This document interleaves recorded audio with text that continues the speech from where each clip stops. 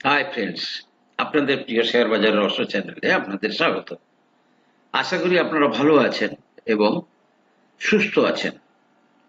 Friends, একটা humble request আপনাদের কাছে।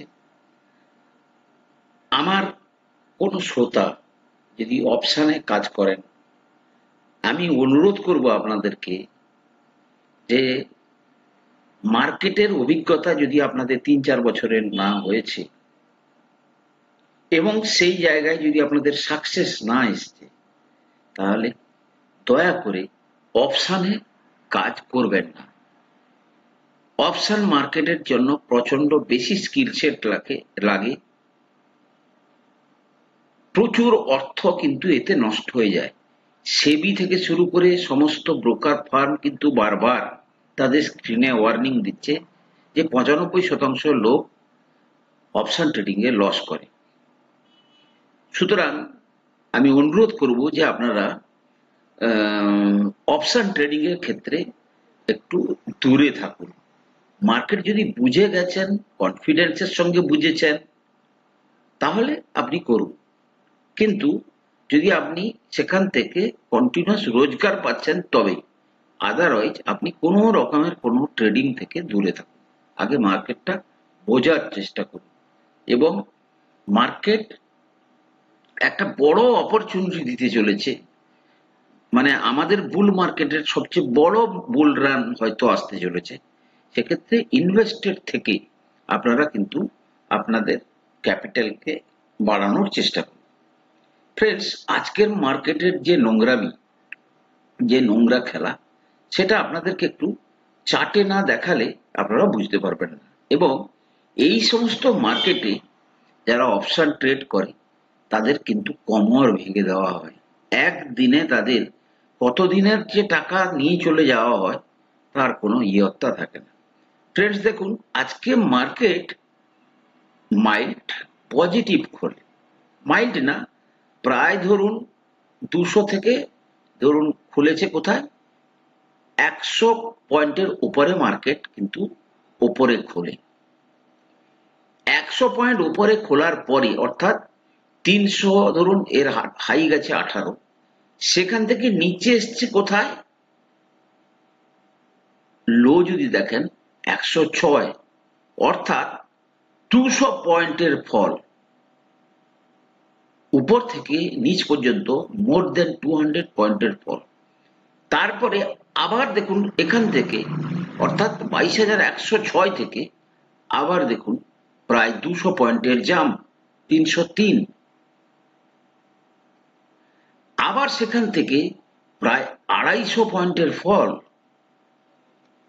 প্রায় ২২,০৫৮-৫৯ কাছাকাছি। এবং এখান থেকে লাস্টলি প্রায় ৩০০ পয়েন্টের জাম্প, ৩০০ পয়েন্ট না আরো বেশি, ৩৫০ পয়েন্টের উপর জাম্প। এই ধরনের মার্কেটে যারা ট্রেডিং করতে বসে, মানে এটা কেবলমাত্র অপারেটর যারা আছে, যারা মার্কেটটাকে ড্রাইভ করে, এটা টোটালটাই কিন্তু তাদের পাওয়ারফুল গেমের খেলা। তাদের পয়সা লুজ হোক, তাদের কিছু যায় আসবে না, কারণ কি বুল বিয়ার দুজনেই রোজগার করে। সুতরাং আজকের মার্কেটের মতো নোংরা মার্কেট মানে খুব কম দেখা যায়, বছরের খুব লিমিটেড দিন দেখা যায়। যাই হোক, একটাই জিনিস বেটার হচ্ছে, সেটা হচ্ছে যে মার্কেট ফাইনালি উপরে ক্লোজিং দিয়েছে। ফ্রেন্ডস, দেখুন অনেক রকমের জিনিস হতে পারে। যেমন ধরুন এখনো পর্যন্ত যতগুলো সিটের ভোট হয়ে গেছে, এক্সিট পোল ভেতরে ভেতরে কিন্তু যারা করার তারা কিন্তু করে, আমি আপনি জানতে পারি না, কিন্তু মার্কেটের যাদের কাছে রিসোর্স আছে তারা কিন্তু হয়তো এক্সিট পোলের যে আউটকাম সেটা হয়তো জানতে পেরে গেছে। সুতরাং হয়তো তারা কোনো পজিটিভ সিগন্যাল পাচ্ছে। এমনিতেই তো হোম মিনিস্ট্রি একটা ইন্টারভিউ দেওয়ার পরে আজকে এত পয়েন্ট, প্রায় ৬০০ পয়েন্টের উপরে আজকে মার্কেট মুভমেন্ট করে দিল। ফ্রেন্ডস, আজকে কিন্তু এফআইআই মাত্র ৭৭৬ কোটি টাকার সেল করেছে, আর ডোমেস্টিক ফান্ড ২১২৮ কোটি টাকার বাই করেছে। অর্থাৎ F2 যা সেল করেছে তার তুলনায় ডিআইআই বেশি কিনেছে।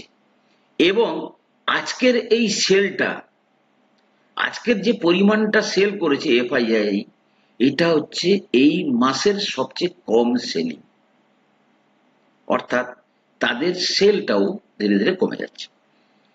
এবং ভিক্স অর্থাৎ ফিয়ার ইন্ডেক্স, যেটা কন্টিনিউয়াস বাড়ছিল, সেটা কিন্তু আজকে মাইল্ড নিচে এসছে। আর কিছু হোক না হোক বাড়ছে না। এগুলোর কিন্তু অনেক ইন্টারনাল মিনিং থেকে থাকে। একটা কথা কালকে বলেছি, আবার সেটাকে রিপিট করে দিচ্ছি।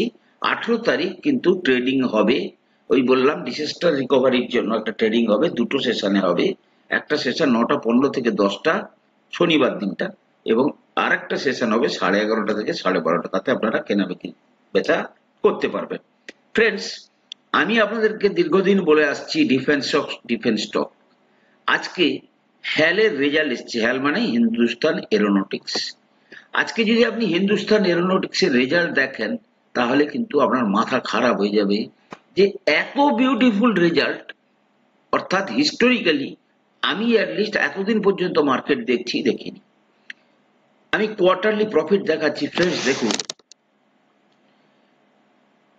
আজকের যে রেজাল্ট দেখুন, গত কোয়ার্টারে 6061 কোটি টাকার সেল হয়েছিল, ঠিক আছে, এবং সেক্ষেত্রে প্রফিট হয়েছিল 1254 কোটি টাকা। এক লাফে গত কোয়ার্টারের তুলনায় তার ডবলের চেয়ে বেশি সেল হয়েছে, 14,769 কোটি, এবং প্রফিট জাম্প করে গেছে কত, 4,292 কোটি টাকা। গত বছরে এমন টাইমে মার্চ 2023-এ 12,495 কোটি টাকার সেলস, এবং সেখানে 2,841 কোটি টাকার প্রফিট। কিন্তু সেলস কিভাবে বেড়েছে তার তুলনায় প্রফিট দেখুন প্রায় ডবলের কাছাকাছি বা কিছুটা কম আছে। কারণ মার্জিন। মিনস এটার দ্বারা, এই রেজাল্টের দ্বারা আমি একটা জিনিস আপনাদেরকে বলছি, প্রেজেন্ট গভর্নমেন্ট যদি আসে, তাহলে কিন্তু ডিফেন্স সেক্টর বা আমি যে সেক্টর গুলো আপনাদেরকে বলেই এসছি এতদিন ধরে, এই সেক্টর গুলোতে কিন্তু মানে একটা বিশাল র্যালি স্লোলি দেবে। দেখুন ফ্রেন্ডস, শেয়ারটা কিভাবে জাম্প করছে। এত বড় শেয়ার, এত যার মার্কেট ক্যাপিটাল, সে আজকে 10%-এর উপর জাম্প করেছে। আমি আপনাদেরকে যখন ভিডিওতে বলেছিলাম, এই সমস্ত লেভেলে বলেছিলাম 3600-র কাছাকাছি। আমি এর আগেও ভিডিওতে বারবার ধরে বলেছি যে ডিফেন্স সেক্টর। যাই হোক, আজকে বেড়ে এই জায়গায় চলে গেছে। এই নয় যে আপনাকে এখানে কিনবেন, মার্কেট কুল হোক, সময় দেবে, যদি সুযোগ দেয় কিনবেন। মার্কেটে শেয়ারের কোনো অভাব নেই, ঠিক আছে ফ্রেন্ডস। এরপরে হচ্ছে আবার দেখুন টাটা মোটরস। আজকে এক ইন্ডিয়ান ব্রোকার নয়, মানে Indian fund house Sher Khan, তারা আবার টাটা মোটরে তারা কিন্তু আপগ্রেড করে দিচ্ছে, বলছে যে 1235-এর টার্গেট যাবে। মিনস আমি কেন বলছি, এই সমস্ত ভেস্টেড ইন্টারেস্ট, এরা কিন্তু কেউ বলবে কম, কেউ বলবে বেশি। মূল লজিক হচ্ছে আপনাকে কিন্তু ইনভেস্টেড হয়ে থাকতে হবে। কখনো গোল্ডম্যান স্যাচ বলবে, কখনো সিএলএসএ বলবে, অর্থাৎ এরা সব আমেরিকান রেটিং এজেন্সি, আবার কখনো ইন্ডিয়ান রেটিং। এই লড়াই চলতে থাকবে, কিন্তু আপনাকে কিন্তু শেয়ার কিনে আস্তে আস্তে করে কম্পাইল করতে হবে, কারণ ফাইনালি শেয়ার ওপরেই যাবে। দুটো শেয়ারের চার্ট খুব ভালো লাগছে, এবং এই দুটি শেয়ার কিন্তু খুব তাড়াতাড়ি 15-20% পর্যন্ত রিটার্ন দিতে চলেছে। ফার্স্ট হচ্ছে দীপক নাইট্রেট। আমি কিন্তু ফান্ডামেন্টালে যাব না, আমি কিন্তু সোজা চার্টে যাব।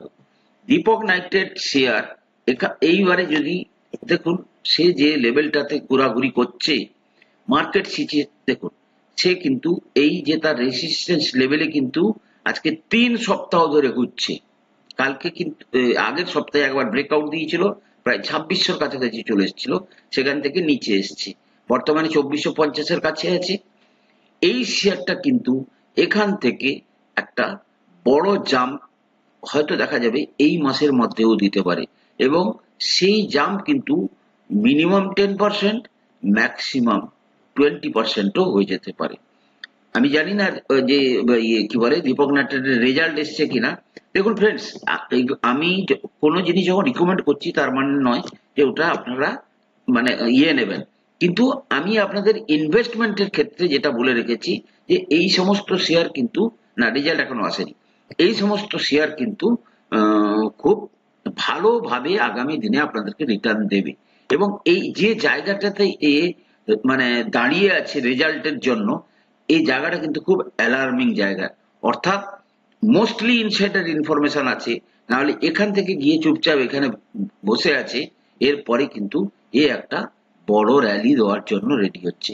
একটু বেটার রেজাল্ট এলেই ও কিন্তু এখান থেকে 15-20% র্যালি দেওয়াটা কোনো ব্যাপার না।